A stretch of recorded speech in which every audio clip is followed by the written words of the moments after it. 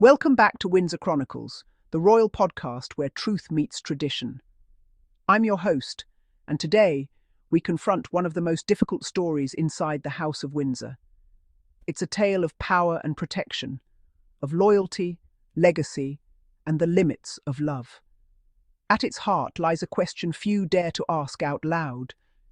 Did Queen Elizabeth II, the monarch of duty, the paragon of restraint, leave behind a crisis her son could never contain? The problem has a name: Prince Andrew. And tonight, we explore how a single decision, or rather indecision, continues to haunt King Charles III's reign. For years, courtiers have whispered it in private. Her Majesty had a blind spot, and that blind spot has become her son's greatest burden. When King Charles ascended the throne, he inherited not only the crown, but a kingdom struggling with modern identity, media fatigue, and scandal fatigue. But one issue lingered, unresolved, one that refused to fade with time or tact. Prince Andrew, the Queen's second son, disgraced by his association with Jeffrey Epstein and haunted by a past that refuses to stay buried. Now, as new revelations and old wounds resurface, the courtiers whisper, "This was the Queen's doing." Because for all her strength and restraint, Elizabeth II could never bring herself to truly confront Andrew. To her, he was still the boy who made her laugh, the son she adored, not the liability he had become. A former palace insider once put it simply: she left Charles an unexploded bomb. For King Charles, every day of inaction deepens the shadow. Since the Epstein scandal erupted, he's tried to strike a balance between family loyalty and public duty, but that line grows thinner by the hour. His advisors describe the problem as a stain on the Carolean era, a reminder that even the most forward-looking monarch can be trapped by the ghosts of the past. Charles sees his brother not as a sibling, but as a symbol of distraction, something that clouds his vision for a modern, leaner monarchy. As one close friend reportedly said, he's not looking at it as, "this is my brother." He's looking at it as, "this is damaging the institution." Yet for all the talk of resolve, Charles has hesitated to act decisively. Some call it diplomacy, others call it dithering. To understand Charles's predicament, we must return to the late Queen's reign, the twilight years of her long rule. When the scandal broke, it was Elizabeth, not Charles, who made the first move. She removed Andrew's public duties, stripped his honorary military titles, and quietly forced him out of the royal front line. But she stopped there. The man she adored was never truly cut off.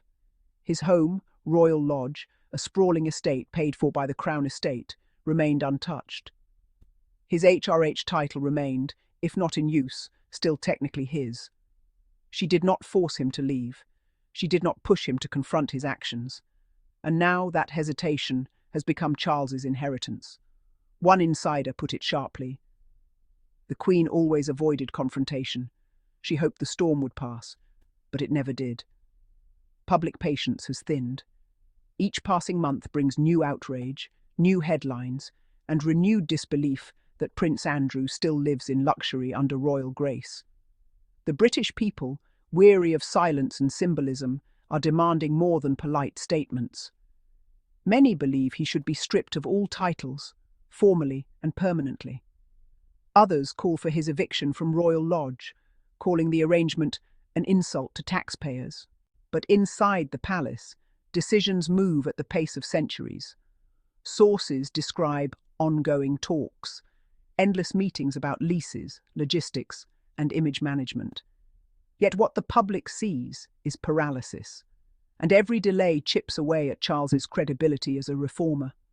Through all this, Queen Camilla has remained silent, at least publicly. But those close to her say the Queen Consort is deeply aware of the tension. As a long-time advocate for victims of sexual abuse, she faces an impossible duality, championing survivors while standing beside a husband whose brother is accused of grave misconduct. One palace source put it delicately: it's difficult to speak out when the storm is so close to home. Camilla, they say, counsels patience, but even patience has its limits.